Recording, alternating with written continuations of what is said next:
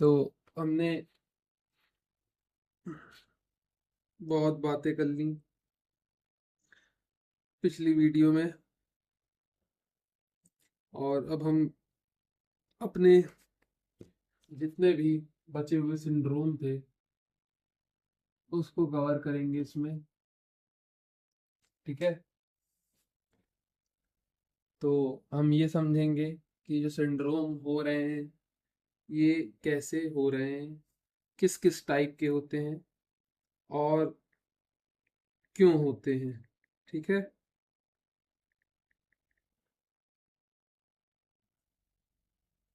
तो सबसे पहला जो हमारे पास आता है वो आता है कंप्लीट स्पाइनल कॉर्ड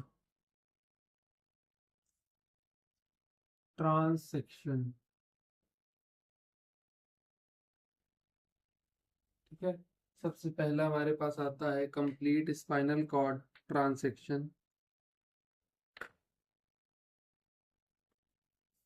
इसमें स्पाइनल कॉर्ड को उसके जो हाइयर सेंटर्स होते हैं जैसे कि ब्रेन, उससे अलग कर दिया जाता है, और इसी को हम क्या कहते हैं, एक सेकंड, इसी को हम क्या कहेंगे, spinal cord, complete spinal cord transection कहेंगे। इसमें जब आपका स्पाइनल कॉर्ड ऊपर से हाइयर सेंटर से डिस्कनेक्ट हो जाता है तब होता है। इसके कुछ लेवल्स होते हैं और कुछ फेजेस होते हैं, हम थोड़ा सा समझने की कोशिश करेंगे। पहला होता है बिलो लेवल ऑफ लीजन। ये अगर तब भी ना समझ में आए तो ये समझिए जैसे किसी को गोली मार दी गई, किसी को स्प्लाइस कर दिया गया, ठीक है, किसी को थ्रोम्बोसिस हो गया ब्लड वेसल में, उसके वजह से अगर कंप्लीट ट्रांसेक्शन हो जाता है जिससे अपर पार्ट के ब्रेन से और स्पाइनल कॉर्ड का कनेक्शन आपस में कट जाता है, इसी को क्या कहते हैं, कंप्लीट स्पाइनल कॉर्ड ट्रांसेक्शन कहते हैं। ठीक है, ये कंप्लीट कॉर्ड ट्रांसेक्शन कहते हैं। अगर बिलो लेवल ऑफ लीजन के हमारे पाया जाता है तो हम उन पेशेंट में क्या चीजें देखेंगे, लीजन के बिलो पाया जाता है, मतलब लीजन के नीचे हम क्या क्या चीजें देखेंगे, हमको ये समझना है। थोड़ा सा अभी सो के उठाओ तो माफ करिएगा। ठीक है, पहली चीज देखी जाएगी कंप्लीट मोटर लॉस हो जाएगा, उसके साथ साथ सेंसरी लॉस भी हो सकता है। ठीक है, कंप्लीट मोटर या सेंसरी लॉस देखने को मिलेगा। ठीक है, दूसरी चीज जो आपको देखने को मिलेगी वो ब्लैडर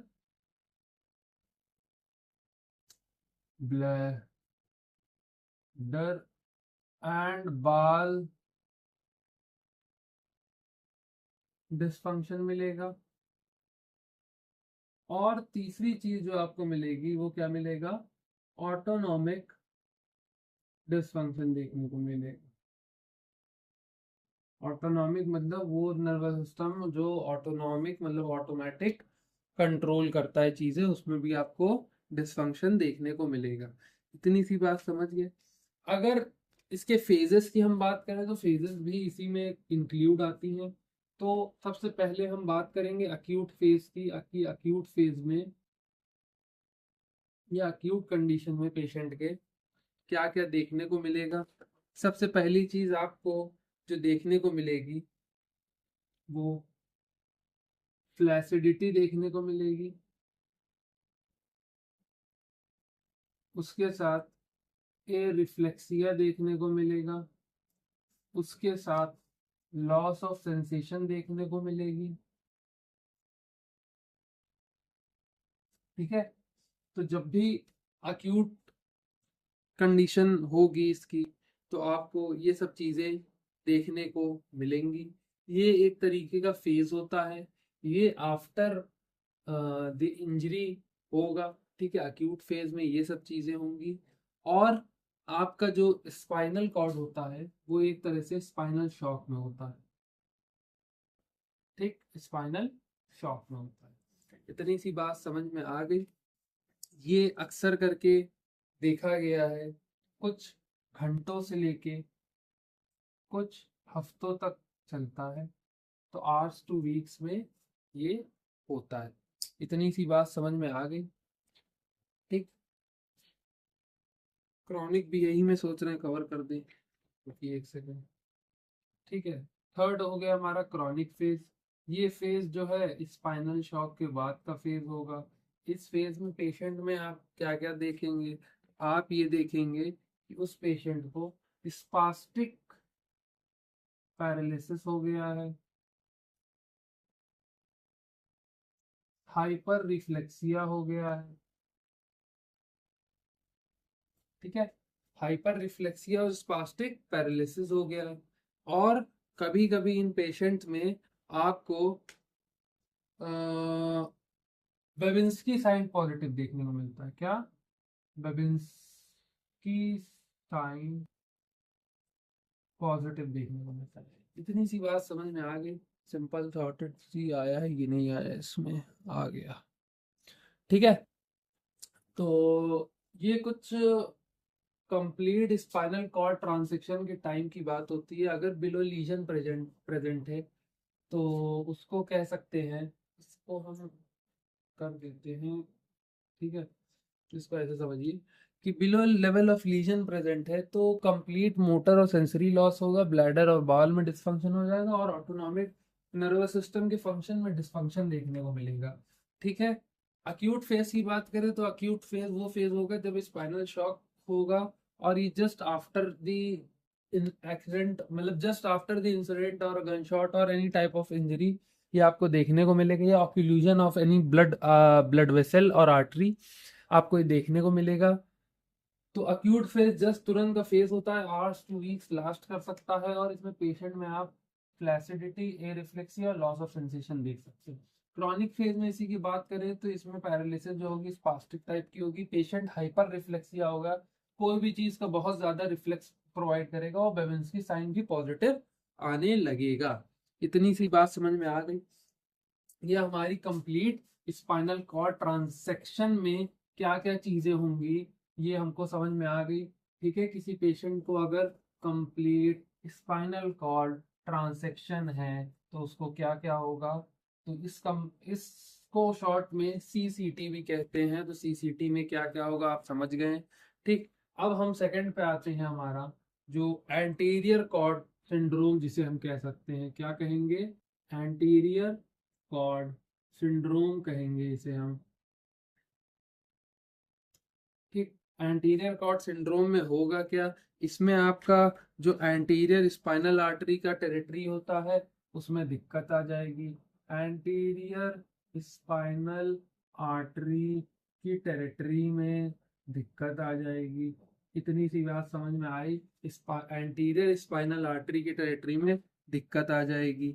होता क्या क्या चीज है? अक्सर करके इसमें कुछ स्ट्रक्चर डैमेज होते हैं। कौन कौन से स्ट्रक्चर इन्वॉल्व होंगे या डैमेज होंगे?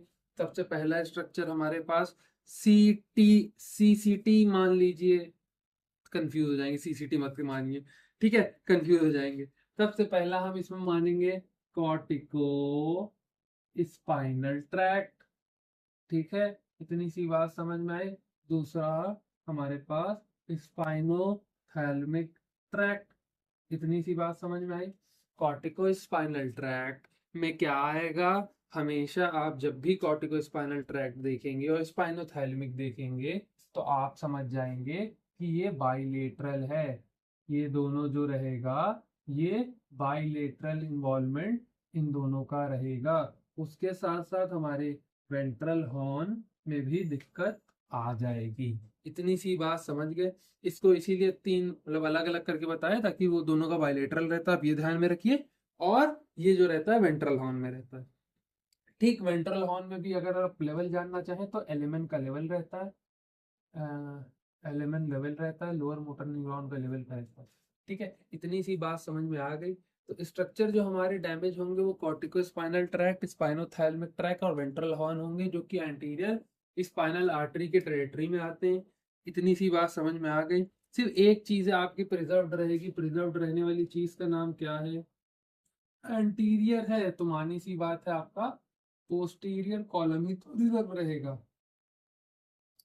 पोस्टीरियर कॉलम ही तो रिजर्व रहेगा। ठीक, क्यों रिजर्व रहेगा? क्योंकि भैया वो एंटीरियर की तरफ सप्लाई नहीं मिलती, उसको पोस्टीरियर की सप्लाई सेपरेट होती है, दूसरी सप्लाई होती है। ठीक है, दूसरी ब्लड सप्लाई की वजह से प्रिजर्व रहेगा पोस्टीरियर कॉलम। इतनी सी बात समझ में आ गई। अब इसके बाद अगर हम बात करें कि इसके बाद किस चीज़ों को और आती हैं, तो हम क्लिनिकल फीचर्स की कुछ बात करेंगे। तो जगह नहीं बचेगी यार, बड़ा मसला है जगह का। तो बोर्ड बड़ा खरीदना पड़ेगा या तो कुछ और करना पड़ेगा, दिमाग लगाना पड़ेगा इसमें। ठीक है, अगर हम क्लिनिकल फीचर की बात करें तो क्लिनिकल फीचर में आपको बाईलेटरल में दो चीजें देखने को मिलेंगी। इन टोटल बाईलेटरल में आपको दो चीजें देखने को मिलेगी। देखिए बाईलेटरल में आपको क्या क्या मिलेगा ये समझ जाइए। बाईलेटरल में आपको मोटर लॉस देखने को मिलेगा, और क्या मिलेगा?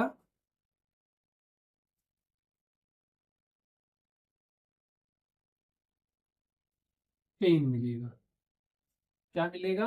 बाईलैटरल में मोटर लॉस देखने को मिलेगा, मतलब दोनों साइड मोटर लॉस देखने को मिलेगा और पेन देखने को मिलेगा। इसके साथ साथ अगर हम बात करें और क्या लॉस हो जाएगा, टेम्परेचर भी लॉस किसी किसी पेशेंट में देखने को मिल सकता है आपको। ये बात समझिएगा, ये जो बाईलेटरल में आपको मोटर लॉस, पेन और टेम्परेचर हो रहा है, ये वहां पे होगा लॉस, ये वहां का लॉस होगा। बहुत बढ़िया, कॉल आ गई थी तो इसीलिए थोड़ा सा छूट गया। ठीक है, तो मैं चलिए फिर से पढ़ा देता हूँ, मैं पढ़ा दिया था वैसे। देखिए क्लिनिकल फीचर ये था कि बाईलेटरल मतलब दोनों साइड आपको मोटर लॉस, पेन और टेम्परेचर देखने को मिलेगा। ये वहां देखने को मिलेगा जहाँ पे लीजन के नीचे के वाले पार्ट पे देखने, बिलो लीजन वाले पार्ट पे देखने को मिलेगा, इसीलिए हम उसको किस में डालेंगे, अपर मोटर न्यूरॉन में डालेंगे। अगर उसी सेम लेवल पे हमको क्या चीजें देखने को मिलेगी, फ्लैसिडिटी, ये रिफ्लेक्सिया और वीकनेस देखने को मिलेगी। फ्लैक्सिडिटी में टोन खत्म हो जाएगी, ये रिफ्लेक्सिया में रिफ्लेक्स की एबिलिटी खत्म हो जाएगी और वीकनेस देखने को मिलेगी।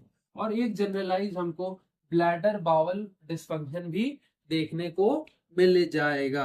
इतनी सी सिंपल शॉर्टेड सी बात समझ में आ गई। ठीक है, इतनी सिंपल शॉर्टेड सी बात समझ में आ गई।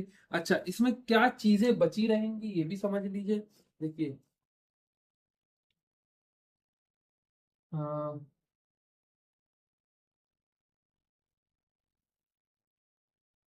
प्रिजर्व्ड, देखिए क्या क्या रहेगा। प्रिजर्व्ड इसमें आपका सबसे पहला फाइन टच रहेगा, वाइब्रेशन रहेगा, प्रोप्रियोसेप्शन रहेगा। क्या रहेगा? फाइन टच, प्रोप्रियोसेप्शन और वाइब्रेशन। ठीक है, तो ये चीजें बची रहेंगी। बाकी आपका मोटर लॉस, पेन, टेम्परेचर और flaccidity, एरिफ्लेक्सिया, weakness, bladder bowl dysfunction, इतनी चीजें इन्वॉल्व हो जाएंगी। ठीक है, बाइलेटरल लेवल पे होंगी। बाइलेटरल होंगी अगर, तो आपको बाइलेटरली ये सब चीजें देखने को मिलेंगी, और बाइलेटरली हमेशा लीजन के नीचे जो ये चीजें प्रेजेंट मिलेंगी एट लेवल है, तो फ्लैसिडिटी, एरिफ्लेक्सिया, वीकनेस। ठीक है, इतनी सी बात समझ में आ गई। अब कुछ कॉजेज जान लेते हैं इसके। कॉजेज के लिए जगह नहीं बची, कॉजेज यहाँ जानेंगे हम, कॉजेज। ठीक है, कुछ कॉजेज जान लेते हैं। आ रहा है ना? हाँ, ये एंटीरियर कॉर्ड सिंड्रोम होता क्यों है ये जान लें। अगर हम ये इसकी वजहों की बात करें तो सिंपल शॉर्टेड था, हम दो वजहें इस पर दिमाग में डाल सकते हैं। पहली वजह हमारी हाइपोटेंशन होता है, दूसरी वजह हमारी डिस्क हर्निएशन हो जाएगा। ये सिंपल शॉर्टेड सी दो वजह याद हो गई। ठीक है, दो कॉजेज दिमाग में आ गए जिनकी वजह से एंटीरियर स्पाइनल आर्टरी टेरिटरी में दिक्कत आई। ठीक, तीसरी या चौथी वजह अगर जानने की बात करें तो एओर्टिक डाइसेक्शन हो गया। ठीक, एओर्टिक डाइसेक्शन में क्या होता है, हार्ट की सर्जरी के टाइम पे एंटीरियर कॉर्ड या एंटीरियर जो स्पाइनल आर्टरी होती है उसमें दिक्कत आ जाती है हार्ट की सर्जरी की वजह से, क्योंकि उसी लाइन पे रहती है। हमने कल भी पढ़ाया था कि 80% जो होती है लेफ्ट साइड पे रहती है। ठीक है, इतनी सी बात समझ में आई। तो एओटिक सर्जरी और एओटिक डाइसेक्शन के टाइम पे, और ASAI, ASAI और एओटिक सर्जरी या डिसेक्शन डाल दे रहे हैं। ठीक है, डिसेक्शन डाल दे रहे हैं। तो ASAI का मतलब होता है एंटीरियर, ठीक, spinal artery infarct. Anterior spinal artery infarct में आपको ये देखने को, एंटीरियर कॉर्ड के सिंड्रोम देखने को मिल जाएंगे। ठीक है, इतनी सी बात समझ में आ गई। ठीक,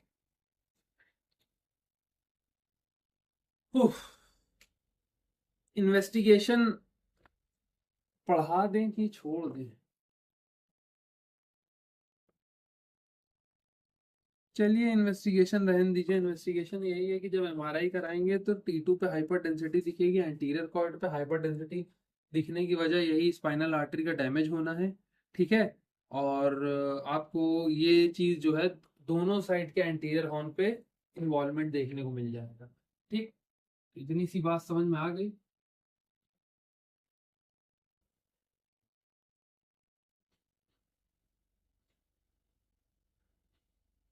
अब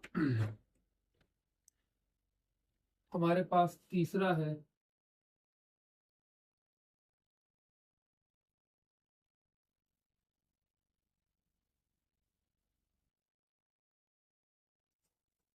पोस्टीरियर कॉर्ड सिंड्रोम। ये जो पोस्टीरियर कॉर्ड सिंड्रोम है, ये बेसिकली वही एरिया कवर होगा यहाँ जो कि पोस्टीरियर स्पाइनल आर्टरी की टेरिटरी में आता है। पोस्टीरियर स्पाइनल आर्टरी की टेरिटरी में कवर होता है। पोस्टीरियर स्पाइनल आर्टरी की टेरिटरी में कवर होता है। इतनी के बाद समझ में आ गई। जो स्ट्रक्चर आपको डैमेज देखने को मिलेंगे वो वही स्ट्रक्चर है जो पीछे लेफ्ट आउट था, क्योंकि उसकी अलग सप्लाई थी। ठीक है, तो कौन सा स्ट्रक्चर इन्वॉल्व होगा?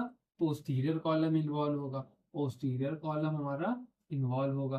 पोस्टीरियर कॉलम का इससे पहले लेक्चर में हमने दूसरा नाम क्या बताया था? डॉर्सल फर्निकुलस। ठीक है, तो डॉर्सल फर्निकुलस जो है वो, ये फर्निकुलाई भी कहते हैं, तो पोस्टीरियर कॉलम या डॉर्सल फर्निकुलस का इन्वॉल्वमेंट होगा, वो स्ट्रक्चर इन्वॉल्व होगा। क्लिनिकल फीचर आपको क्या क्या देखने को मिलेंगे इस पेशेंट में? इस पेशेंट के क्लिनिकल फीचर की बात करें तो जो पीछे चीजें प्रिजर्व्ड बच जा रही थी वो चीजें इसमें इन्वॉल्व हो जाएंगी। जैसे कि लॉस होगा हमारा प्रोप्रियोसेप्शन, वाइब्रेशन और फाइन टच। पीछे वाले में ये तीनों चीजें प्रिजर्व्ड रह गई थी और ये तीनों चीजें इसमें इन्वॉल्व्ड रहेंगी। इतनी सी बात समझ में आ गई। ठीक, अच्छा, फाइन टच प्रोप्रियोसेप्शन वाइब्रेशन के साथ साथ कभी कभी इसमें 2 पॉइंट डिस्क्रिमिनेशन, मतलब दो चीजों में डिफरेंशिएशन का भी दिक्कत आ जाती है। 2 पॉइंट डिस्क्रिमिनेशन इसे कहते हैं। ठीक है, इसमें भी दिक्कत आ जाती है। और आपको क्या क्या चीज देखने को मिलेगी? आपको सेंसरी अटैक्सिया,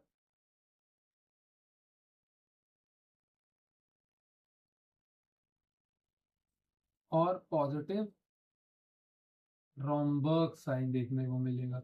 हमको पिछले में पॉजिटिव बेबिंस्की साइन देखने को मिल रहा था। इतनी सी बात समझ में आ गई, सिंपल शॉर्टेड सी। अब अगर हम बात करें इसमें क्या चीजें प्रिजर्व्ड रह जाएंगी या क्या चीजें बच जाएंगी या क्या चीजें इन्वॉल्व नहीं हो रही, तो अपने दिमाग में खुद ही डाल लीजिए कि मोटर नहीं इन्वॉल्व हो रहा, पेन और टेम्परेचर नहीं इन्वॉल्व हो रहा। मोटर और पेन और टेम्परेचर ना इन्वॉल्व होने की वजह यही है कि हमारा कॉर्टिको स्पाइनल ट्रैक्ट और स्पाइनोथैलेमिक ट्रैक्ट दोनों नहीं इन्वॉल्व हो रहा। तब ये दोनों स्पाइनल कॉर्ड का इन्वॉल्व ही नहीं हो रहा है, तो आपका क्या क्या बच गया? आपका मोटर बच गया, आपका सेंसरी भी बच, मतलब एक तरह से मोटर बच गया आपका, और आपका जो पेन और टेम्परेचर वाला सेंसेस वाला था वो भी इंटैक्ट रह गया, क्योंकि वो सब पीछे हमने जब पिछले में भी पढ़ा एंटीरियर वाले में, तो एंटीरियर वाले में वो सब इन्वॉल्व हो रहा था, तो पोस्टीरियर वाले में मानी सी बात है वो इन्वॉल्व नहीं होगा।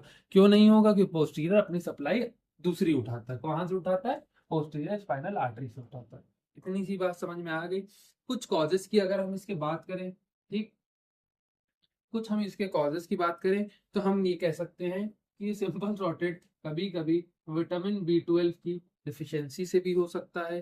ठीक है, और इसके साथ साथ कभी कभी आपको पोस्टीरियर स्पाइनल आर्टरी में इंफाक्ट पड़ने की वजह से भी हो सकता है, पोस्टीरियर स्पाइनल आर्टरी इंफाक्ट की वजह से भी हो सकता है।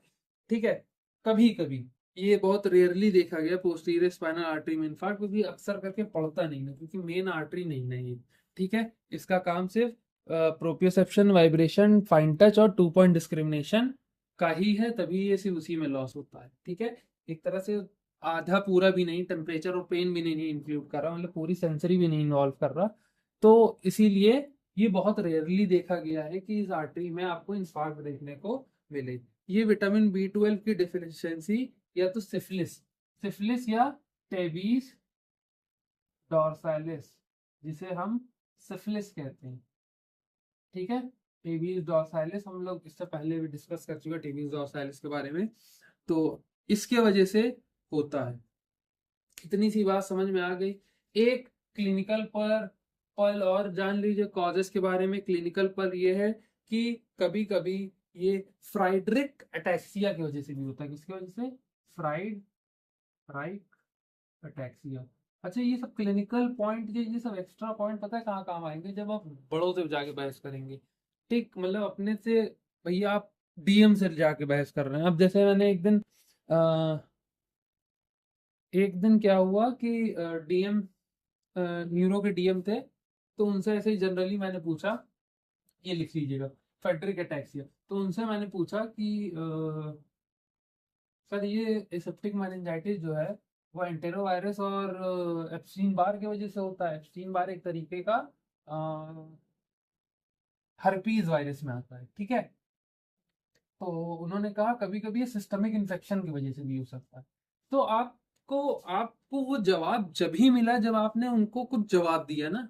ठीक है, आपने उनको कुछ जवाब दिया तभी आपको एक ऐसा जवाब मिला जो आपको भी नहीं पता। इन डेप्थ अगर हम मेनिंजाइटिस पढ़ा पढ़ेंगे अगर आगे, तो मेनिंजाइटिस में आपको पता चलेगा कि अक्यूट होता है, क्रॉनिक होता है। अक्यूट और क्रॉनिक जो होता है हमेशा सेप्टिक में होता है, और वायरल जो होता है या एसेप्टिक जो होता है वो इसमें मतलब अक्यूट और क्रॉनिक नहीं होते हैं।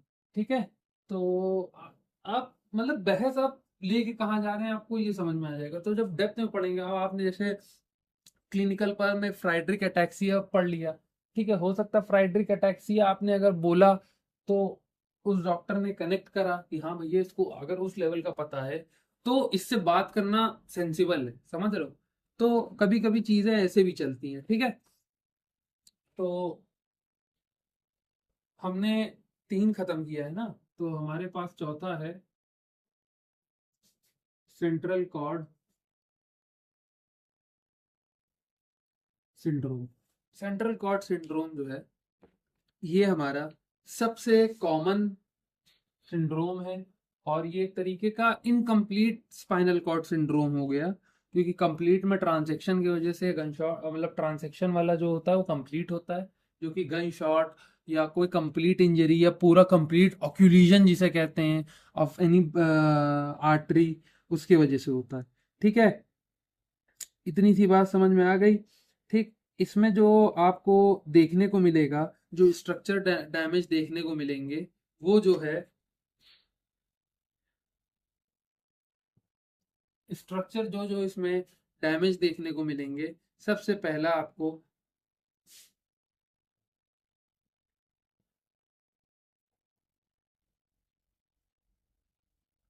सेंट्रल ग्रे मैटर इन्वॉल्व देखने को मिलेगा।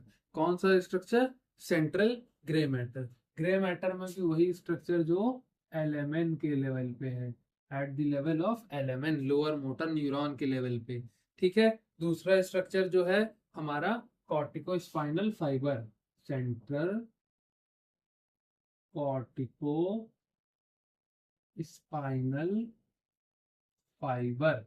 इतनी सी बात समझ गए, सेंट्रल कॉर्टिको स्पाइनल फाइबर। ठीक है, ये देखने को मिलेगा। ठीक, और अगर यही सेंट्रल कॉर्ड का सिंड्रोम थोड़ा सा और बड़ा हो जाता है तो आपको स्पाइनो थैल्मिक इन्वॉल्वमेंट भी देखने को मिलेगा। इतनी सी बात समझ में आ गई, सिंपल सॉर्टेड सी। ठीक। उफ, इसके अगर हम क्लिनिकल फीचर्स की बात करें, इसके जो क्लिनिकल फीचर्स हमको देखने को मिलते हैं, वो आर्म में ज़्यादा वीकनेस देखने को मिलेगी as compare to legs. Arm की वीकनेस ज़्यादा होगी एज कंपेयर टू लेग्स। ठीक है, arm weakness is greater than leg weakness कह सकते हैं। आप ये देखेंगे, लेग को एक तरह से स्पेयर कर दिया जाता है, लेग छूटा रहता है इसमें। ठीक है, तभी लेग में कम वीकनेस है, आर्म में ज्यादा वीकनेस है। ठीक। और लेग में और कहाँ पे, सैक्रल वाले पार्ट भी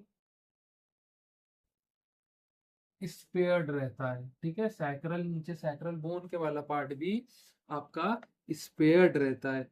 ठीक है।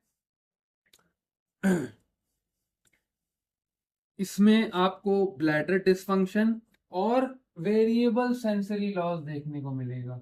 Bladder dysfunction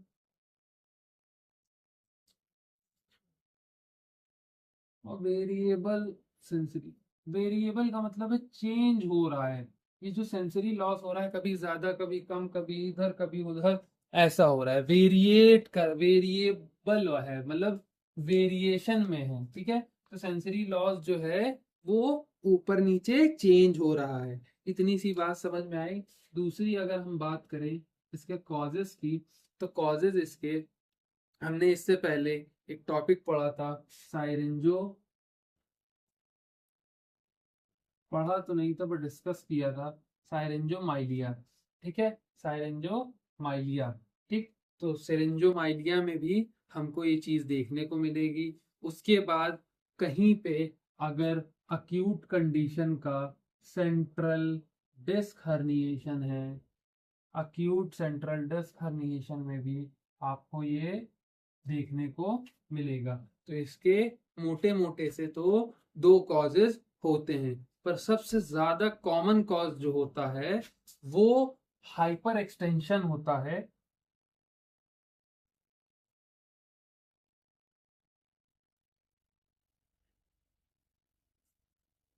hyper extension of cervical होता है सबसे ज्यादा। कहाँ दिमाग है। हाइपर एक्सटेंशन ऑफ सर्वाइकल होता है। इतनी सी बात समझ में आ गई। ठीक। जब पेशेंट को हाइपर एक्सटेंशन कराया जाए और उसी हाइपर एक्सटेंशन में सर्वाइकल की इंजरी हो जाए और स्पॉन्डिलिसिस का पेशेंट हो, तब उस पेशेंट में सेंट्रल कॉर्ड सिंड्रोम सबसे ज्यादा कॉमनली देखा गया है। तो मोस्ट कॉमन जो है वो hyperextension of cervical injury in spondylosis patient. ठीक है, इतनी सी बात समझ में आ गई। ठीक।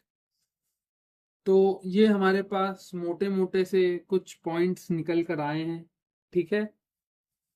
अब अच्छा, ये बात एक समझिएगा, हर का हम फिजियोथेरेपी मैनेजमेंट, हर सिंड्रोम का हम फिजियोथेरेपी मैनेजमेंट नहीं बता सकते।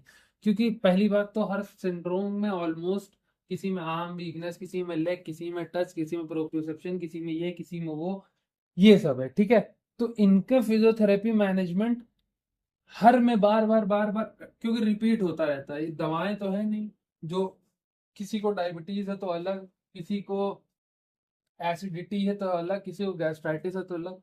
आप एक्सरसाइज प्रिस्क्राइब कर सकते हो, मशीन लगा सकते हो, तो हमारे पास बहुत ज्यादा ऑप्शन खेलने के लिए नहीं रहते। ठीक है। तो इसीलिए बार बार किसी चीज का फिजियोथेरेपी मैनेजमेंट इनसेंसिबल है बताना। हाँ, अगर आप टच की बात करें तो टच के ऊपर एक वीडियो बनाएंगे, फाइन टच के ऊपर बनाएंगे कि उसको कैसे ठीक करा जाए फिजियोथेरेपी से, प्रेशर को कैसे ठीक करा जाए, पेन को कैसे ठीक करा जाए, टेम्परेचर को कैसे ठीक करा जाए, एनोपिया हो गया, हेमी एनोपिया हो गया, म्यूसिस हो गया, एनहाइड्रोसिस हो गया। ठीक है। और आपका ये क्या होता है जिसमें आईलिड फॉल होने लगती है, ठीक, पिटोसिस, पिटोसिस हो गया आपका। ठीक है। तो ये सब चीजें हो गई।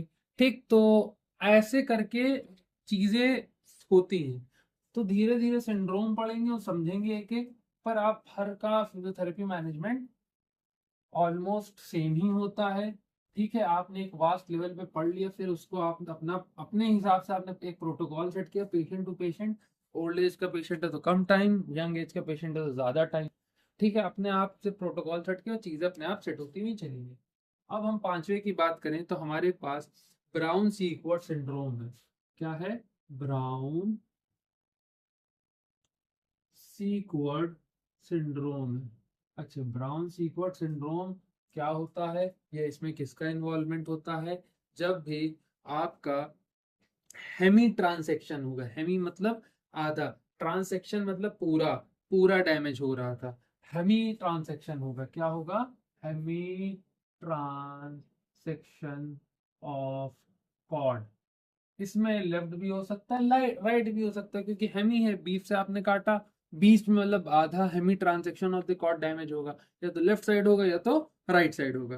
तो hemi transection of the cord में आपको क्या क्या चीजें देखने को मिलेगी, और इसका मेन कॉज यही होता है कि जब पेशेंट में हेमी ट्रांसेक्शन हो जाता है, ठीक, तो इसी की वजह से ही होता है। तो ब्राउन सीक्वर्ट सिंड्रोम ये होता है कि जब पेशेंट में हेमी ट्रांसेक्शन ऑफ कॉर्ड हो जाता है, या तो लेफ्ट साइड का या तो राइट साइड का डैमेज हो जाता है, तो क्या देखने को मिलेगा? आपको दो अलग अलग चीजें देखने को मिल सकती हैं। दो अलग अलग चीजें कैसे देखने को मिल सकती हैं? फॉर एग्जाम्पल, अगर राइट साइड का डैमेज है, तो राइट साइड में डैमेज होगा तो आपको इप्सिलेटरल चीजें देखने को मिलेगी। सॉरी, राइट साइड नहीं, जैसे फॉर एग्जांपल राइट साइड के डैमेज है, ठीक, राइट साइड के डैमेज है, तो राइट साइड की तरफ, ठीक है, राइट साइड की तरफ आपको क्या कीजिए, इप्सिलेटरल मतलब सेम साइड, मतलब सेम, ठीक है, उसी सेम साइड में लीजन के क्या क्या चीजें देखने को मिलेगी। तो पहला आपको सबसे पहले जो देखने को मिलेगा, मोटर लॉस देखने को मिलेगा। मोटर लॉस के साथ साथ किसका इन्वॉल्वमेंट हो जाएगा इसमें? दो और चीजों का इन्वॉल्वमेंट हो जाएगा, वाइब्रेशन और प्रोप्रियोसेप्शन। वाइब्रेशन और प्रोप्रियोसेप्शन। तो ब्राउन सीक्वर्ट सिंड्रोम में हेमी, पूरा आ रहा है, हाँ, हेमी ट्रांजैक्शन कॉर्ड होती है, और जब इप्सिलेटरल साइड होगा, मतलब सेम एज लीजन, जिस तरह जिस तरफ लीजन है उसी तरफ आपको मोटर लॉस या देखने को मिलेगा, वाइब्रेशन और प्रोप्रियोसेप्शन देखने को मिलेगा। अच्छा, जब मोटर लॉस देखने को मिलेगा तो थोड़ा सा अपना दिमाग रिवाइंड करके लेके जाइए, मोटर लॉस किसमें देखने को मिल रहा था हमको? कॉर्टिको स्पाइनल ट्रैक्ट में देखने को मिल रहा था। ठीक है, मोटर लॉस किसमें देखने को? कॉर्टिको स्पाइनल ट्रैक्ट में देखने को मिल रहा था। और वाइब्रेशन और प्रोप्रियोसेप्शन किसमें देखने को मिल रहा था? डॉर्सल कॉलम में देखने को मिल रहा था। किसमें देखने को मिल रहा था? डॉर्सल कॉलम में देखने को मिल रहा था। इतनी सी बात समझ में आ गई, पहली चीज। दूसरी चीज, अगर हम बात करें कॉन्ट्रालेटरल की, कॉन्ट्रालेटरल मतलब अपोजिट साइड, मतलब जिस साइड नहीं है उसके, जिस साइड लीजन हुआ है उसके अपोजिट, अपोजिट एज लीजन। ठीक है, लीजन के अपोजिट साइड, जैसे राइट साइड में आपको कॉर्ड, राइट साइड में आपका हेमी ट्रांसेक्शन हुआ है, तो राइट ही लेफ्ट साइड में आपको क्या क्या चीजें पेशेंट में देखने को मिलेगी? तो आपको मोटी मोटी सी दो चीजें देखने को मिलेगी। क्या क्या देखने को मिलेगा? पेन और टेम्परेचर लॉस, लॉस, अरे यार, loss of pain and temperature. Pain और टेम्परेचर कौन संभाल रहा था? कॉर्टिको स्पाइनल संभाल रहा था, ये स्पाइनोथैलेमिक संभाल रहा था। सिंपल सॉर्टेड सा, जब कॉर्टिको स्पाइनल ये संभालेगा तो ये क्या संभालेगा? स्पाइनोथैलेमिक संभालेगा ना। कंफ्यूज होंगे? ऐसा नहीं है, नहीं होंगे, हम बीसों बार कंफ्यूज हुए हैं इस सब में, तो हो गए कंफ्यूज, ऐसा नहीं ना, पर थोड़ा सा रटना पड़ेगा, थोड़ा सा ये चीज। हाँ, कॉर्टिको में मोटर, अच्छा, डॉर्सल में वाइब्रेशन प्रोप्रियोसेप्शन, पेन टेम्परेचर में स्पाइनोथैलेमिक, ठीक है, ऐसे करके याद रखना पड़ेगा। ठीक, इतनी सी बात समझ में आ गई। ठीक हो, तो इप्सिलेटरल साइड में मोटर लॉस, वाइब्रेशन, प्रोप्रियोसेप्शन, और कॉन्ट्रालेटरल साइड में loss of pain and temperature. Involvement उसमें कॉर्टिको स्पाइनल, डॉर्सल कॉलम, इसमें स्पाइनोथैलेमिक। इतनी सी सिंपल सॉर्टेड सी बात थी। ठीक, कॉजेस की अगर हम इसके बात करें कि किन वजहों से ये हो सकता है। ये कभी कभी बुलेट या नाइफ या स्वॉर्ड किसी भी चीज की वजह से हो सकता है। ठीक है, पहला चीज ये सबसे क्लासिकल देखा गया है। ठीक, ये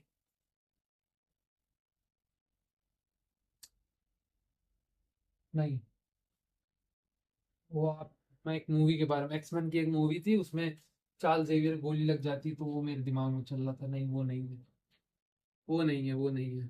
उसमें उसका पूरा मोटर लॉस रहता है, स्पाइनल कॉर्ड ही पे पड़ती है उसके भी गोली। ठीक है, ठीक। तो पहली चीज, पहली दिक्कत ये हो गई। दूसरी आपको डिस्क हर्निएशन, और तीसरी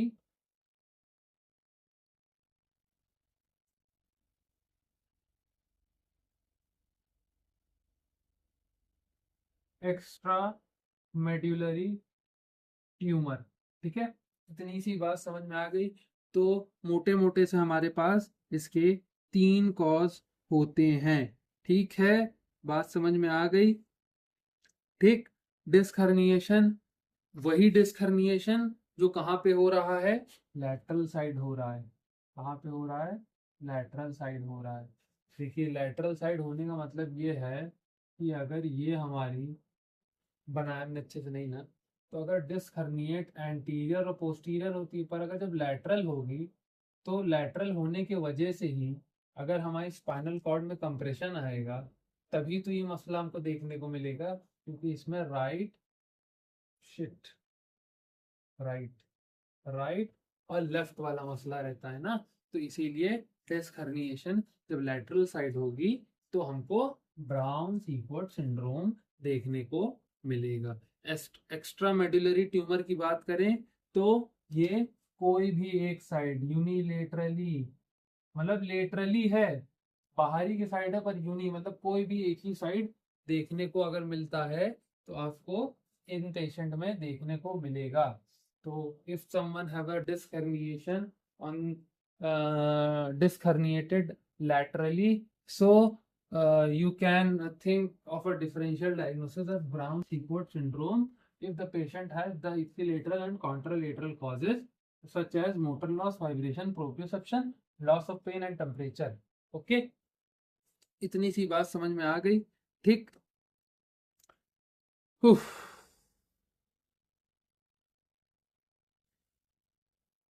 इसके बाद जो हमने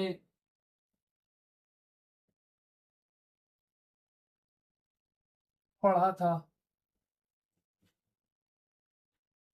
हमने कोनस मेड्यूलरिस और कॉर्डा इक्विना पढ़ा है। दोनों स्पाइनल कॉर्ड का पार्ट होते हैं। तो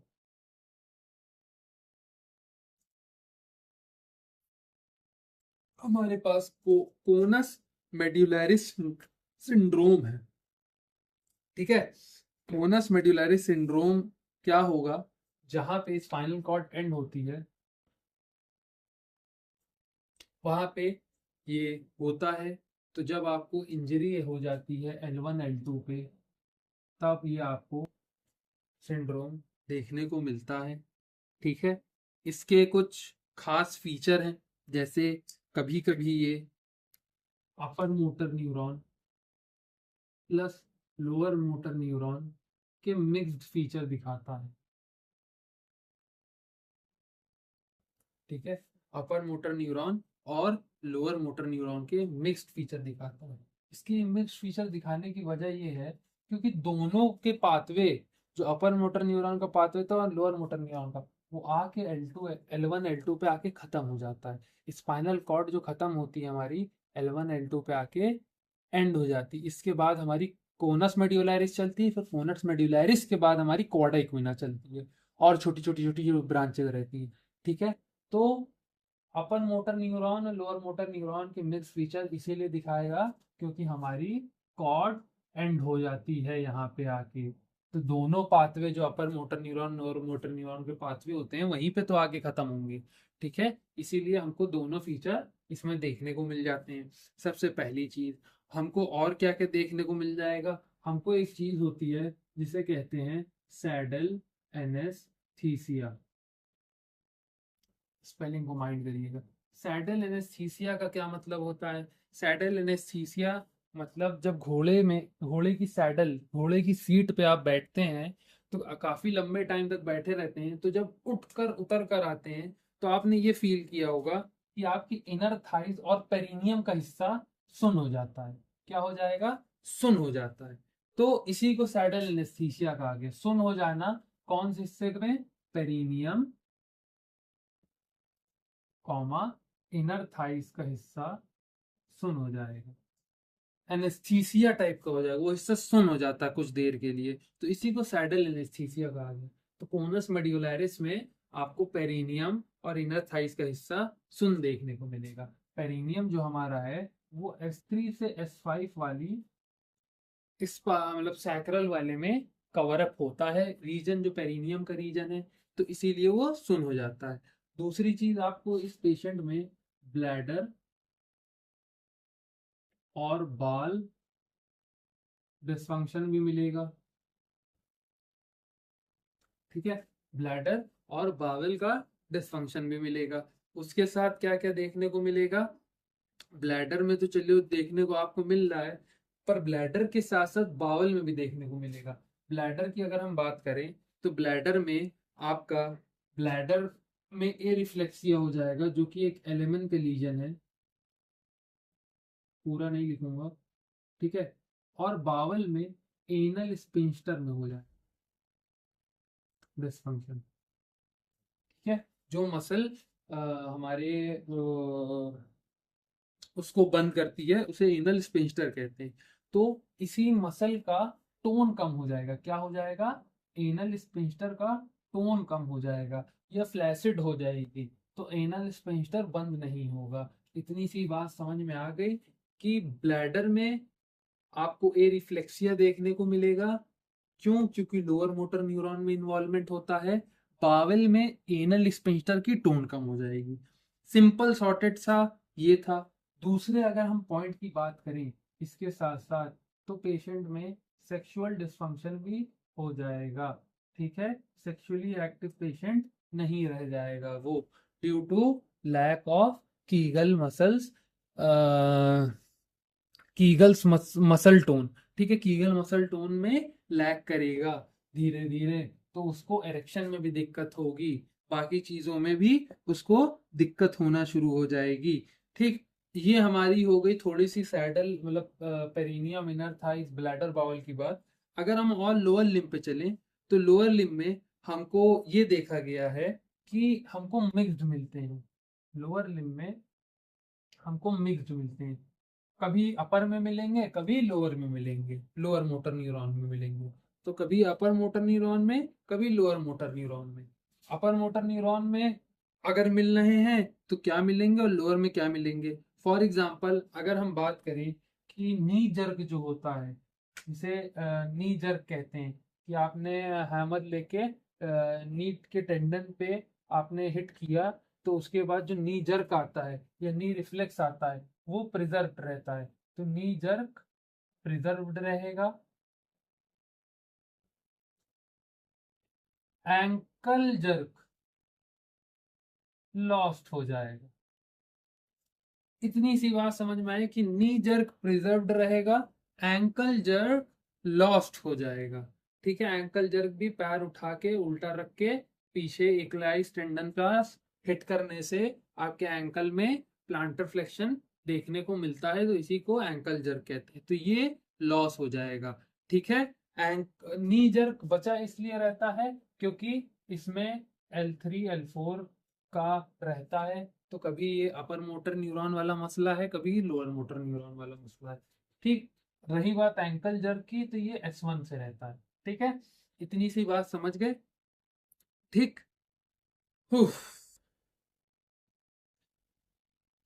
तो इसमें बस आपको यही चीज देखनी है कि कोनस मेड्यूलैरिस सिंड्रोम में और कॉर्डा इक्विना में, हम कॉर्डा इक्विना पे भी चलते हैं, तो कोनस मेड्यूलैरिस सिंड्रोम जो है ये मिक्स है अपर मोटर का और लोअर मोटर का।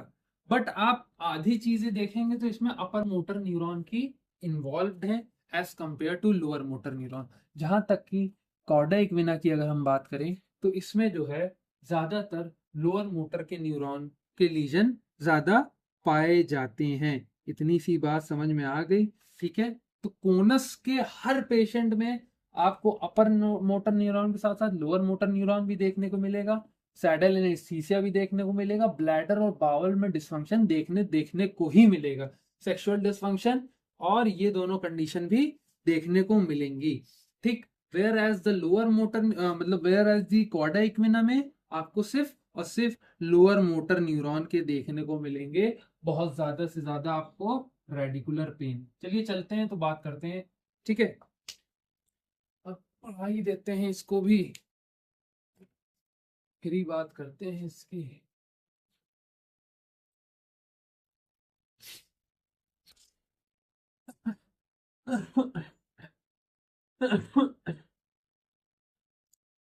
ठीक है, तो हमारा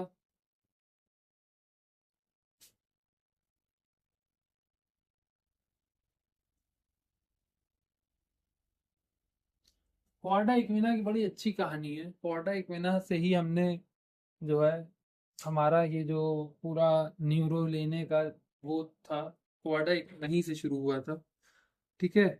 क्योंकि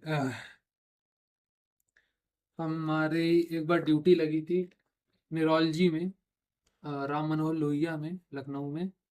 तो उस टाइम पे ये हुआ था कि मैं ऐसे ही जनरली गया, एक दो दिन हुआ था मुझे जाते हुए।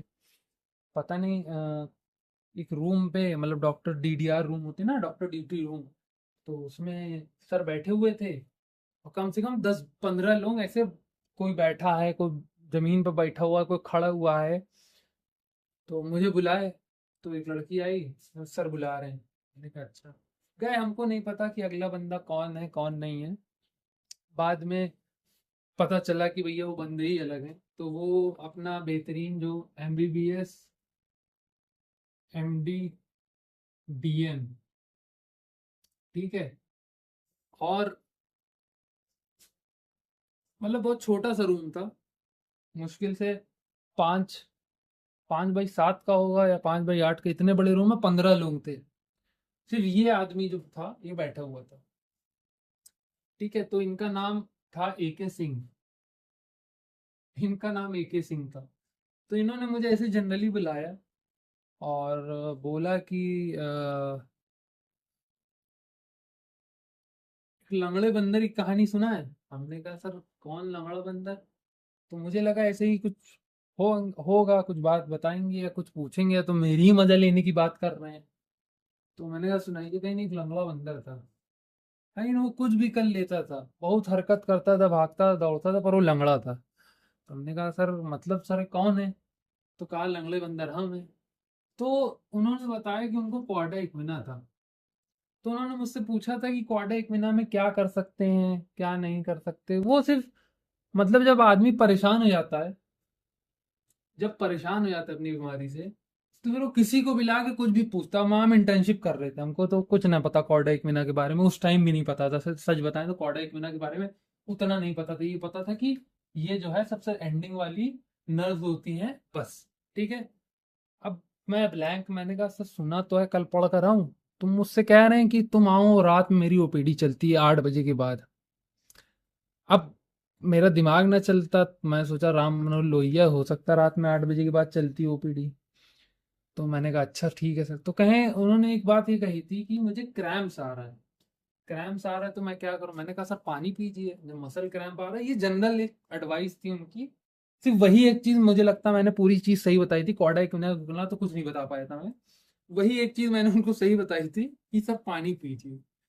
तो उस पर उन्होंने कहा था कि पानी पीने के लिए तो मना किया गया हमको। हमने कहा सर किसने मना कर दिया आपको। कह रहे हैं कि आपके एचओडी ने मना किया है। पता नहीं कौन है आपका एचओडी। तो वो अच्छा, वो भी बड़े पहुंचे हुए हमारे एचओडी गोगिया सर, ठीक। वो भैया अपना एम्स के, छोटी मोटी जगह के नहीं, एम्स के, ठीक है। वो एचओडी थे हम लोगों के। एमबीबीएस एमडी, एमडी उनका पीएमआर में था, और फिर शायद कुछ और थे। हाँ उसके बाद शायद डीएम भी थे क्या, ठीक, तो गोगिया सर कहीं अच्छा ना, तो हम चुप। अब गोगिया सर अच्छा। सबसे बड़ी बात, ये जो दो बंदे थे, एके सिंह और गोगिया, एके सिंह चीफ मेडिकल सुपरिटेंडेंट थे, सीएमएस थे। तो हाँ, सीएमएस, एसएमएस नहीं, सीएमएस, चीफ मेडिकल सुपरिटेंडेंट थे पूरे राम मनोहर लोहिया लखनऊ के। ठीक है। और गोगिया साहब जो थे, ये शायद मेरे ख्याल से डायरेक्टर थे कि वीसी थे, कुछ थे, बहुत बड़ी पोस्ट पे थे। ये डायरेक्टर थे या तो वीसी थे। ठीक है, अच्छा, ये दोनों बहुत बड़ी बड़ी पोस्ट पे। अब इनको तो हम हल्के में ले रहे थे, हमको पता नहीं सीएमएस है। ठीक है, मतलब आप एक डिपार्टमेंट छोड़ दिया, पूरे अस्पताल, इतना बड़ा अस्पताल, इतना बड़ा इंस्टीट्यूट, उसके पूरे आप सीएमएस बन के बैठे हैं। आप हमसे बुला के पूछ रहे हैं कि इंटर्न से पूछ रहे हैं कॉर्डा बिना क्या है और कैसे सही होता है ये वो। मतलब वो परेशान हो गए थे, उनकी कुल मिला के स्टोरी यही थी। बीच में एक बार वार्ड पे राउंड लेने आए थे, तो गिर गए थे, लेते लेते राउंड गिर गए थे वो। फिर उनका इलाज जो है इधर साउथ साइड कोई अस्पताल में हुआ था, साउथ साइड या तमिलनाडु वगैरह में हुआ था, कहीं बता रहे थे वो, मेरे भी ध्यान नहीं में, हो गई 3 साल वो बात को। तो यही पता चला, तब मुझे इस बीमारी के बारे में पता चला। उसके बाद से मैंने जेन्युइन जब इसको समझा, उसके बाद से मेरा न्यूरो में इंटरेस्ट बढ़ा। उसके बाद ही से मेरा शुरू ही हुआ था इंटरेस्ट। उसके बाद से कुछ चीजें भी समझ में आई कि कौन क्या है, कौन कैसे है। अच्छे न्यूरो में एमबीबीएस, मतलब एमबीबीएस की है, एमडी न्यूरो, फिर डीएम न्यूरो। ठीक है, अंधाधुन रिसर्च सर की, मतलब बेहतरीन एकदम। तो इतनी सी बात समझ में आई। तो कॉर्डा इक्विना की अगर हम बात करें, तो कॉर्डा इक्विना सिंड्रोम जो होता है, ये जब भी आपके इंजरी L2 से नीचे होगी, ठीक है, L2 से नीचे होगी, और इन्वॉल्व करेगी सिर्फ नर्व रूट्स, सिर्फ नर्व रूट्स को इन्वॉल्व करेगी, नर्व रूट्स ओनली। ठीक है, तो इसी को हम क्या कहेंगे, कॉर्डा इक्विना सिंड्रोम कहेंगे। ठीक है, इसमें स्पाइनल कॉर्ड इन्वॉल्वमेंट नहीं होता, सिर्फ नर्व रूट इन्वॉल्वमेंट होता है, जो कि नर्व एंड वाले इन्वॉल्वमेंट होता है, क्योंकि कॉर्डा इक्विना सबसे लास्ट का पार्ट होता है। ठीक है, तो L1 L2 तक आपकी स्पाइनल कॉर्ड, L1 तक आपकी स्पाइनल कॉर्ड नंबर से पहले ही आपकी स्पाइनल कॉर्ड खत्म हो जाती है। स्पाइनल कॉर्ड के बाद टूनस मेडियोलैरिस होता है, उसके बाद कॉर्डा इक्विना चलता है। कॉर्डा इक्विना सिर्फ नर्व रूट का है, और इसके सिंड्रोम जो है प्योर लोअर मोटर न्यूरॉन वाले दिखेंगे। लोअर मोटर न्यूरॉन में क्या क्या आता है, सबसे पहला आपका वही आएगा, सैडल एनेस्थीसिया, जो हमने अभी पढ़ाया है, सैडल एनेस्थीसिया आएगा सबसे पहली चीज। दूसरी चीज क्या आ जाएगी, फ्लैसिड या वीकनेस आ जाएगी। कहाँ की फ्लैसिड और वीकनेस आ जाएगी, बावेल की और लेग की। तो लेग की वीकनेस आ जाएगी, बावेल ब्लैडर इन्वॉल्वमेंट हो जाएगा। ठीक है, इनकॉन्टिनेंस हो जाएगा।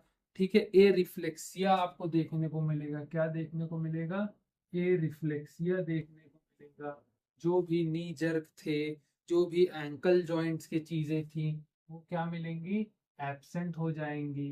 नी जर्क और एंकल जॉइंट, एंकल जर्क जो मिल रहे थे हमको, वो एब्सेंट हो जाएंगे। उसके बाद हमको इस पेशेंट में यूरिनरी इनकॉन्टिनेंस देखने को मिलेगा। इनको भी यूरिनरी इनकॉन्टिनेंस था, तो वही गोगिया सर जो हमारे छोटी थे, उन्होंने उनसे कहा था कि 1650 ml पानी पीजिएगा, उससे ज्यादा नहीं, उससे कम नहीं। तब 1650 ml पानी में वो चल फिर रहे थे, यूरिन अपनी सही से पास, मतलब हमको तब कॉम्प्लेक्सिटी समझ में आई कि चीजों की कितनी, 50 ml पानी की कितनी कॉम्प्लेक्सिटी है। जो बीमार है इतना, मतलब कई लाख रुपए सैलरी उनको मिल रही, कितनी पावर है, सीएमएस है सरकारी हॉस्पिटल के, तब भी बताओ बीमारी अपने नहीं ठीक कर पा रहे हैं। हर से कि हर किसी से, तुम ठीक कर दो, तुम आ जाओ, तुम कर दो, ये कर दो, हम कर दें, ये हाल था। मतलब उनको, जब तक मेरी इंटर्नशिप चली है, मैंने उनको 3-4 बार अपने डिपार्टमेंट में देखा। कभी शाजिब सर के पास आ रहे हैं, कभी उनके एक और सर थे उनके पास जा रहे हैं, गोगिया सर से तो रोज ही मिलना है उनका। ठीक है, मुझे पकड़ लिए एक दिन, बताओ। मतलब वही है कि कुछ, जब किस्मत बुरी होती तो गधे को बाप बनाना पड़ता। वही वाला, मेरे साथ तो वही वाला किस्सा था, मैं तो उनके लिए गधा ही था। तो मुझे भी जो है, मुझे भी एकदम बुला के पूछ रहे हैं कैसे क्या होगा बताओ। मैं एकदम मोटिवेटेड कि अरे भाई मजा आ जाएगा, वाह। तो यूरिनरी इनकॉन्टिनेंस, ठीक है, इस पेशेंट का डाइट, पानी, खाना सब बहुत कंट्रोल्ड वे में दिया जाएगा, इलेक्ट्रोलाइट बहुत कंट्रोल वे में दिए जाएंगे, अगर डे टू डे लाइफ में इस इंसान को नॉर्मल लाइफ जीनी है। ठीक है, इतनी सी बात समझ में आ गई। तो यूरिनरी इनकॉन्टिनेंस देखने को मिलेगा, सेक्सुअल डिसफंक्शन भी आपको देखने को इसी पेशेंट में मिलेगा। क्या मिलेगा? सेक्सुअल डिसफंक्शन देखने को मिलेगा। बैक पेन और रेडिकुलर पेन देखने को मिलेगा। क्या मिलेगा? रेडिकुलर पेन और बैक पेन। इतनी सी बात समझ में आ गई। ठीक। कॉजेस की बात करें तो इसके मोटे मोटे से जो है तीन बड़े कॉजेज हैं। ये सारे क्लिनिकल फीचर्स थे जो मैंने अभी पढ़ाए आपको। सबसे पहला, लार्ज सेंट्रल डिस्क में हर्निएशन। ठीक। दूसरा, ट्यूमर भी हो सकता है आपको। स्पेलिंग इतनी क्यों गलत हो रही है? ठीक। आपको ट्यूमर भी हो सकता है। ट्यूमर के साथ साथ आपको ट्रॉमा या एपिड्यूरल एक्सिस। एपिड्यूरल कौन सी लेयर होती है? ड्यूरा मैटर और बोन के बीच की लेयर में अगर एब्सेस हो जाएगा तब भी आपको ये दिक्कत आ सकती है। ठीक है। मोस्ट कॉमन, अगर हम सबसे ज़्यादा कॉमन ये देखा गया है कि लार्ज सेंट्रल डिस्क में हर्निएशन। ये सेंट्रल डिस्क जो सबसे कॉमन पाई जाती है वो L5 से या L4 से S1 तक की होती है। L4 से L5 हो सकती है, L5 से S1 हो सकती है। तो L4 से S1 तक की सबसे कॉमन डिस्क पाई गई है।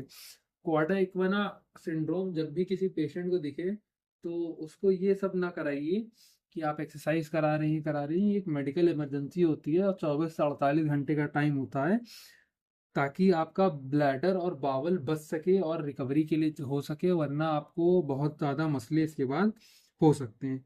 ठीक है। और ये एक तरह की सर्जिकल इमेज, अगर डस्क हर्निएशन है तो डिकम्प्रेशन सर्जरी होगी, ट्यूमर है तो ट्यूमर रिमूवल होगा, ट्रॉमा पड़ा है तो ट्रॉमा में क्या दिक्कत आई उसका रिमूवल होगा, एपिड्यूरल एब्सेस है तो इसमें भी आपका ड्रेनिंग होगी एब्सेस की, या तो कट करके रिमूव करा जाएगा। तो ये एक मेडिकल इमरजेंसी का केस होता है। जब भी पेशेंट को कॉर्डा इक्विना सिंड्रोम हो तो आप पेशेंट को 24 से 48 घंटे में decompression surgery, removal of abscess, removal of tumour, prevention from trauma और डिस्क हर्निएशन से बचाने के लिए डिकम्प्रेशन सर्जरी कराएंगे। इतनी सी बात समझ में आ गई। ठीक।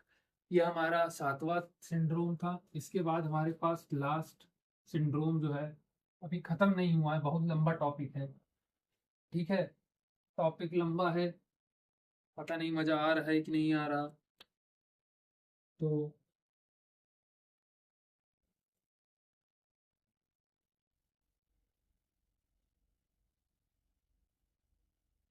क्या है? सिरिंजोमाइलिया सिंड्रोम। सॉरी, थोड़ी सी राइटिंग गंदी हो गई है क्योंकि अब मैं गया हूँ खड़े खड़े थक। ठीक है, ऑलमोस्ट 1 घंटा हो गया है और अभी इससे पहले भी खड़े होके पढ़ रहा था, 1 डेढ़ घंटा पढ़ा है खड़े होके। तो मेरा खड़े होके थोड़ा सा सही सिस्टम बैठ जाता है। सिरिंजोमाइलिया की बात करें तो सिरिंजोमाइलिया जो होती है एक फ्लूइड फिल्ड कैविटी होती है within the spinal cord. ठीक है, फ्लूइड फिल्ड कैविटी होगी within the spinal cord. ठीक। मोस्टली ये सेंट्रल में या सर्वाइकल कॉर्ड में पाई जाती है। ठीक। मैकेनिज्म ये होता है कि कैविटी जो है एक्सपैंड करती है सेंटर से बाहर की तरफ, और इसी के एक्सपेंशन की वजह से ये डैमेज कर देती है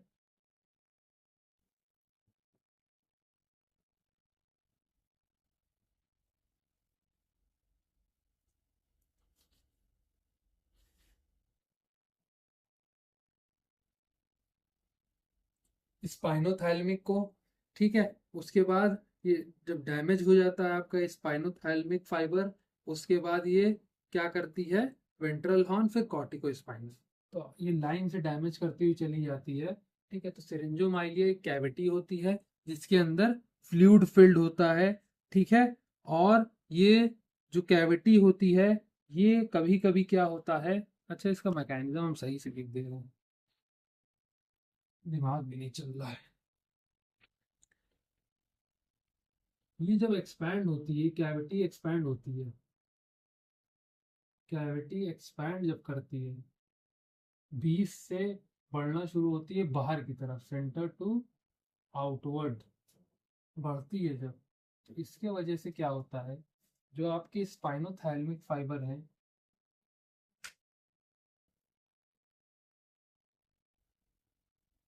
इनमें इफेक्ट आता है। स्पाइनोथैलेमिक फाइबर के बाद हमारे कैविटी एक्सपैंड हुई, बाहर की तरफ गई, स्पाइनोथैलेमिक फाइबर जो थे उनमें क्या हुआ, इफेक्ट आया या डैमेज हुआ। उसके बाद आपका वेंट्रल हॉर्न डैमेज होगा। ठीक है, वेंट्रल हॉर्न डैमेज होने के बाद आपका कॉर्टिको स्पाइनल ट्रैक्ट डैमेज होगा। क्या होगा, कॉर्टिको स्पाइनल ट्रैक्ट डैमेज होगा। इतनी सी बात समझ में आ गई। तो ये एक्सपेंशन की वजह से स्पाइनोथैलेमिक फाइबर डैमेज, लिख दे रहे भैया, डैमेज भूल जा भाई तुम लोग, डैमेज होगा स्पाइनोथैलेमिक, फिर वेंट्रल हॉर्न डैमेज होगा, फिर कॉर्टिको स्पाइनल डैमेज हो जाएगा। तो ये एक तरह से सीक्वेंशियल पैटर्न चलता आएगा।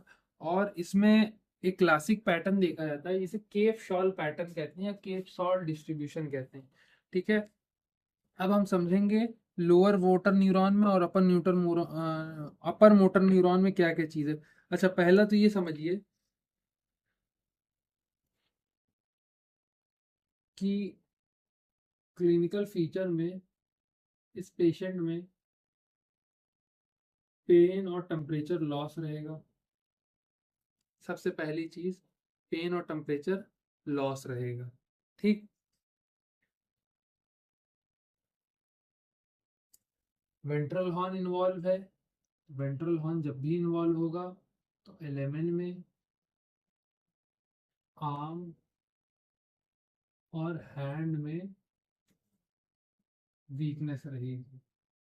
ठीक है, एलिमेंट में आर्म और हैंड में वीकनेस रहेगी। तो एलिमेंट वीकनेस की वजह से ही आर्म और हैंड वीक हो जाएगा, क्योंकि इसमें वेंट्रल हॉर्न है। जितने भी हैंड की स्मॉल मसल है वो वेस्टिंग हो जाएगी, हैंड की स्मॉल मसल वेस्टिंग होना शुरू हो जाएगी। इसी बात समझ में आ गई। इसके बाद अगर हम बात करें अपर मोटर साइन की, जो कि कॉर्टिको स्पाइनल की वजह से है, अपर मोटर साइन की, तो अपर मोटर साइन लेग में देखने को मिलेगा। क्यों, क्योंकि ये कॉर्टिको स्पाइनल की वजह से है। और अगर ये सर्वाइकल के लेवल पे है, या आपको यही सिरिंजोमेलिया सिंड्रोम सर्वाइकल की वजह से हुआ है, तो सर्वाइकल के लेवल पे आपको क्या देखने को मिलेगा, हॉर्नर सिंड्रोम देखने को मिलेगा। हॉर्नर सिंड्रोम हमने शायद पढ़ाया है। हॉर्नर सिंड्रोम में पेशेंट का ये अगर फेस है, इस फेस के इस साइड में सेंसेशन लॉस हो जाता है। ठीक है, इतनी सी बात समझ गए। तो इसको हॉर्नर सिंड्रोम कहा जाता है। ठीक है, कभी ये ऊपर के साइड भी हो सकता है, कभी इस साइड भी हो सकता है, कभी इस साइड, मतलब ऐसे करके कवरिंग रहती है हॉर्नर सिंड्रोम की। इतनी सी बात समझ गए। ठीक, तो ये सब कुछ क्लिनिकल फीचर हैं। पेन और टेम्परेचर लॉस होना, लोअर मोटर वीकनेस की वजह से आर्म और हैंड में वीकनेस आना, अपर मोटर की वजह से लेग में आना। ठीक है, सर्वाइकल में अगर सर्वाइकल की तरफ हो रहा है, सर्वाइकल वर्टिब्रा में हो रहा है, तो आपको हॉर्नर सिंड्रोम देखने को मिलेगा। ठीक है, इसमें आपका वाइब्रेशन और प्रोप्रियोसेप्शन प्रिजर्व्ड रहता है, उस पर इफेक्ट नहीं आता है। ठीक, क्योंकि इसमें आपका पोस्टीरियर कॉलम अभी इन्वॉल्व नहीं हुआ है, पर जब आगे जाके पोस्टीरियर कॉलम में इन्वॉल्व हो जाता है तो उसमें भी आपका प्रेशर और वाइब्रेशन चला जाता है। इतनी सी बात समझ में आई, प्रोप्रियोसेप्शन और वाइब्रेशन चला जाता है। ठीक है, कॉजेस की अगर बात करें तो पहला कॉज जो सबसे ज़्यादा कॉमन होता है वो होता है चायरिया माल फॉर्मेशन। क्या होता है? शायरिया malformation। ठीक। सेकंड हम कह सकते हैं इडियोपैथिक। ठीक है, मतलब पहले से मिला हुआ है। ठीक है। तीसरा हमने जो अभी इंट्रामेडुलरी ट्यूमर पढ़ा। ठीक। ठीक। और एरेक्नोइडाइटिस, एरेक्नोइड का इन्फ्लेमेशन को एरेक्नोइडाइटिस कहेंगे। ठीक है। और हमारे पास इंट्रा मेडुलरी ट्यूमर। इतनी सी बात समझ में आ गई कि ये सब सारे जो हमारे कॉजेज हैं, इन सब कॉजेज की वजह से हमको सिरिंजोमेलिया सिंड्रोम देखने को मिलेगा। सिरिंजोमेलिया एक कैविटी होती है जिसमें फ्लूइड फिल्ड होता है। यही कैविटी जब एक्सपैंड होती है बाहर की तरफ तो सबसे पहले डैमेज करेगी स्पाइनोथैलेमिक फाइबर को, वो फाइबर डैमेज करेगा वेंट्रल हॉर्न को, और वो डैमेज करेगा कॉर्टिको स्पाइनल को। ठीक है। इसके कुछ क्लिनिकल फीचर होते हैं जैसे पेन और टेम्परेचर लॉस हो जाएगा, लोअर मोटर में वीकनेस आ जाएगी, अपर मोटर में वीकनेस आएगी तो लेग में आएगी, सर्वाइकल में होगा तो हॉर्नर सिंड्रोम मिलेगा। कॉजेज ये होते हैं चाइरिया मालफॉर्मेशन, इडियोपैथिक, एरेक्नोइडाइटिस, इंट्रामेडुलरी ट्यूमर। इन सारी कॉजेज की वजह से आपको ये दिक्कत देखने को मिलेगी। इतनी सी बात समझ में आ गई। ठीक। ये हमारा स्पाइनल कॉर्ड डिजीज और स्ट्रोक का सिंड्रोम खत्म हो गया है। अब इसके बाद हम वैस्कुलर डिजीज समझेंगे नस की वजह से कि एंटीरियर स्पाइनल आर्टरी सिंड्रोम क्या होता है, कि भैया अगर 2/3 स्पाइनल कॉर्ड में पड़ गया तो क्या होगा मसला। ठीक है। फिर उसके बाद हम spinal arterio arterio arterio Venus malformation समझेंगे। ठीक है। आर्टीरियो वीनस फिस्टुला समझेंगे, हिमेटोमाइलिया समझेंगे। फिर बड़ी बड़ी स्पाइनल कॉर्ड डिजीज उठाएंगे जैसे सीएसएम हो गई हमारी, एससीडी हो गई हमारी, टीएम हो गई हमारी। ठीक है। फिर उसके बाद हम एक एक करके रिहैबिलिटेशन समझेंगे। ठीक है। तो ये हमारा नेक्स्ट वीडियो तक ख़त्म हो जाएगा और पूरा मैनेजमेंट के साथ ख़त्म कर देंगे। हो सकता है वीडियो आज ही अपलोड हो जाए, जब ये अपलोड होगी। ठीक है। क्योंकि आज ही बन जाएगी वीडियो, बन जाएगी आज ही। इसके बाद मैं वही कंटिन्यू करूँगा, बस एक शॉर्ट ब्रेक की वजह से जा रहा हूँ, थोड़ा सा पैर को भी रेस्ट दूँ, उसके बाद ही वीडियो बन के अपलोड हो जाएगी, ये वाली भी और उसके नेक्स्ट वाली। ठीक है। Thank you.